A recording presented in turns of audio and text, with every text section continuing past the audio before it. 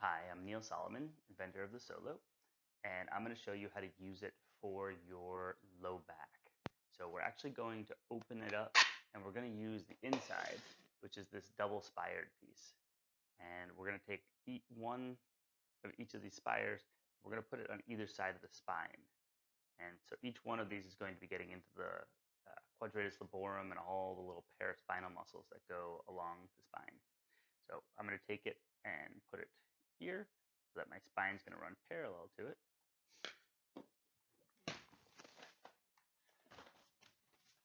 And to start, I'm going to get just above the sacrum. And I'm going to lay down onto it. You're not going to be able to see too much, but I'm just laying on it. If you need it higher, you can fold up a towel or put a book underneath it. What I really recommend, though, is just bend your knees. So this is going to take the tilt of your pelvis. And now there's significantly more weight on the muscle. And what you want to do is just do this gentle pushing motion. So I'm using my feet to push back and forth. Now I'm using my hips to rock left and right. And you can also take your arms, extend them up overhead, and pull them back down. This one's going to be a lot more effective as we get higher up on the spine, but down below it still gives a little bit of pull because this is going to move your traps. Do the sideways ones again, forward and back. And if you really need the most intensity, you can bring your knees up, roll back and forth. I recommend doing this holding your legs with your hands so that you can really let them relax, and just a little bit of back and forth, and you're good to go. Ooh, yeah. Oh.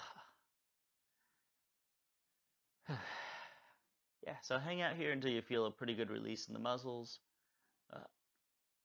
And then what you're going to want to do, come back down. We're going to move up just one vertebrae. And I'm going to do it all again.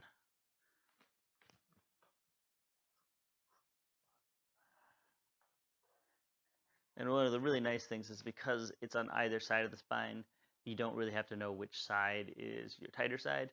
You just get on there, move with it, go through the whole rotation. You'll figure out what your favorite ones are.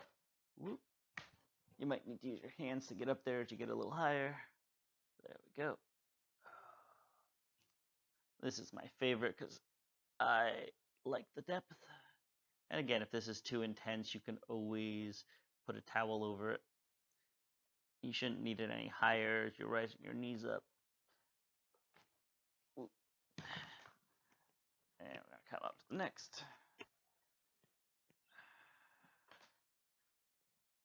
And you can, of course, always do more or less time than I'm doing with each one. As I've used this over time, I've realized I need less and less time. So here, I'm just going to windshield washer the knees a little bit, and that's going to put a little more pressure on each side, alternating there.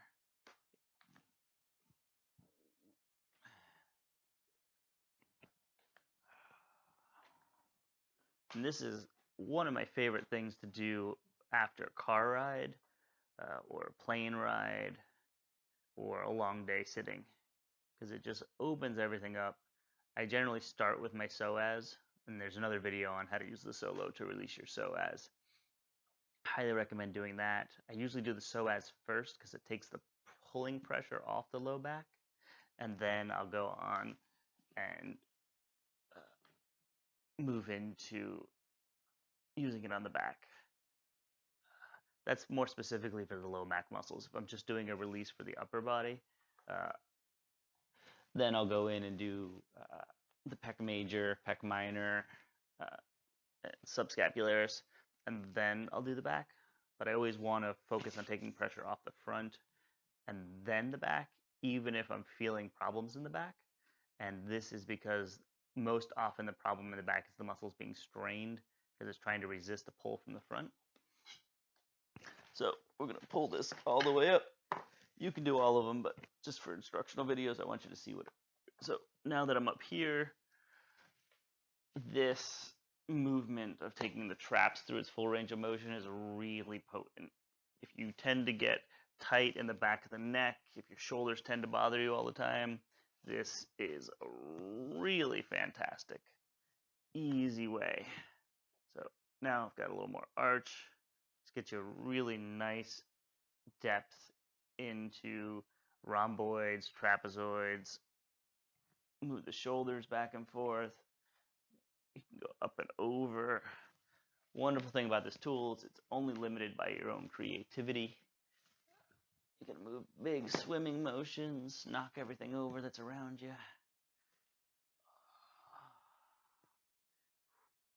And you can take this all the way to the base of the skull.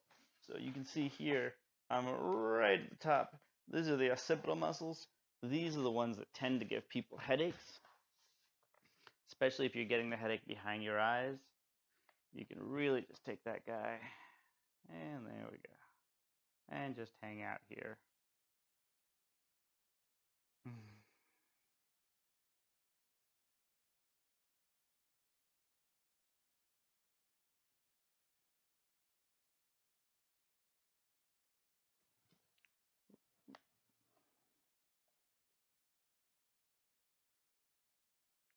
And it's totally fine. Just let the head sink down.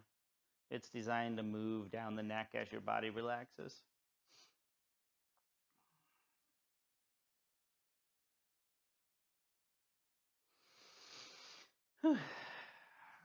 When you feel the tension come off, you're done. So we got a little bit more than just how to use the QL there, but there's a rundown on how to use the Psolo, the inside piece, to go all the way up and down your spine.